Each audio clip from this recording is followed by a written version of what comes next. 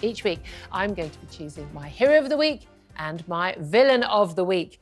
My hero this week is, of course, could it be other than the Army veteran, 78-year-old poppy seller Jim Henderson, who was, he says, punched and kicked as pro-Palestinian protesters staged a sit-in at Edinburgh Waverley Station last Saturday. That story only emerged mid this week. Philip Ingram is still with me. He's a former senior military intelligence officer.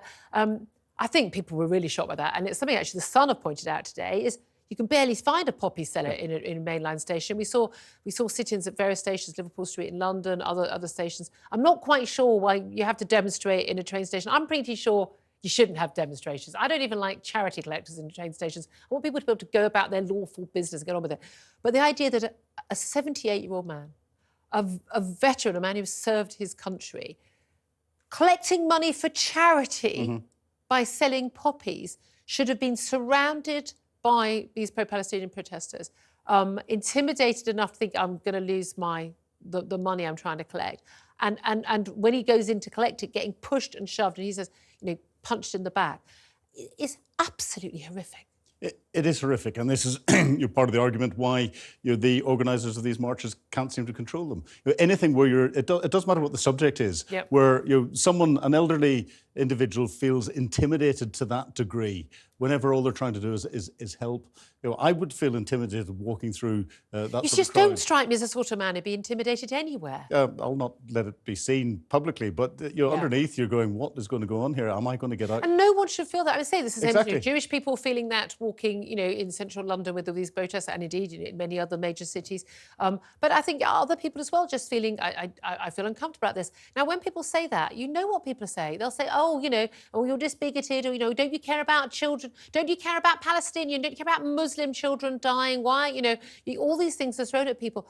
I think most right-thinking people are really concerned about what is happening in Gaza, and they want things, but they're not in favour of a rally that seems to think that what the Hamas terrorists did on October the 7th is morally equivalent to what Israel is doing now, trying to wipe out these terrorist groups. Yeah. And most veterans, and those veterans that have laid their lives down, have laid their lives down primarily to try and bring peace.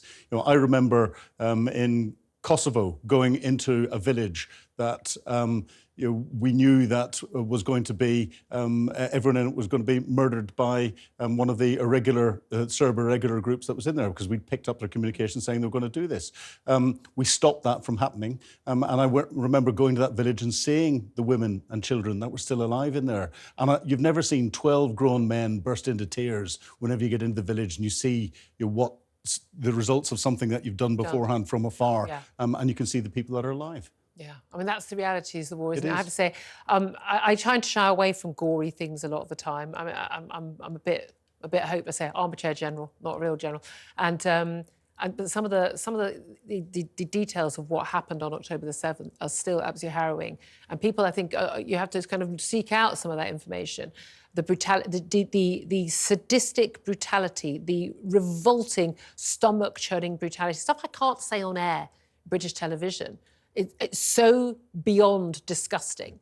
But we are seeing the footage day in, day out of, parents weeping, their children in Gaza. And that is horrific. That is absolutely horrific. No one wants to see that. But we only see one side of it day in, day out on the news. And I think that affects things. And people are selective in what they want to see. And they'll believe some things, they'll not believe other things. And I think this is where there's a responsibility on our broadcasters to give a balanced view in what's happening. Absolutely. Well, look, let's also hear about who my villain of the week is. And it won't surprise you if you were watching yesterday's show. My villain of the week is former Labour MP Chris Williamson. He, of course, is a big Corbynista MP, is suspended from the party, lost his seat. He was on the show where he and I were talking about those pro-Palestinian marches, and he accused Israel of behaving worse than Nazis. Let's have a listen. Do you think that actually a ceasefire will in any way benefit the ordinary people of Gaza, ordinary civilians, including children? Well, they're being massacred on a daily basis, Julia, at the moment. So, of course, a ceasefire would be beneficial to the people living in Gaza, which is, let's remember, is a concentration camp. It's not a concentration camp. Well, I'm sorry, How Julia. dare you use that phrase? How dare you? Well, I'm sorry. I'm so sorry. Are Palestinians working gas chambers in Gaza? Julia, what is the definition of a concentration camp?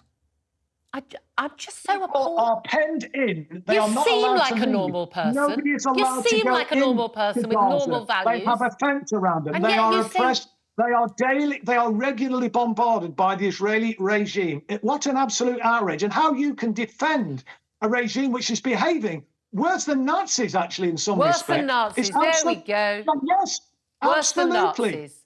Because what we are seeing. Chris, thousands of children have been murdered by this Israeli regime. Why don't we just save time? Why don't you just come on this show and just shout, I hate Jewish people, and save everyone time? Yeah, got a bit heated, that did, to Philip Ingram. I have to say, Chris Williamson used to be in the studio on a regular basis, actually. Again, until I sort of kind of worked out what his real views are. A lot of people hide in plain sight. I was so repulsed by that. I was still shaking with anger about 2 hours later. Yeah, I hadn't seen that before, and I'm shocked, completely shocked. You know, if there's ever a definition of hate speech, we've just heard it. You know, and it's from someone who clearly doesn't understand what he's talking about. Oh no, he's been tweeting me since saying you don't understand, you don't know the history. You know. Well, I think we do know the history, and you know he talks about ceasefire. That's not just a political thing; it's a military thing. And you know, from militarily, if you get a ceasefire or you get an operational pause, you're likely to have more people getting killed in the long run, whether they be Israeli military personnel, but more likely 90% of the casualties are civilians, and they're Palestinians. He doesn't talk about the daily rocketing of Israel and the attacks on, and still going on whilst the Israelis are going in. Exactly, and it's this idea that, oh, well, let's go back 2,000 years. I mean, you know, you just can't do that. It is just absurd. You know, we know the reason why there is bombardment of Gaza right now is as a result of what happened, that massacre on October the 7th. It was a very painful conversation. If you want to see the full clip, it is on our YouTube page.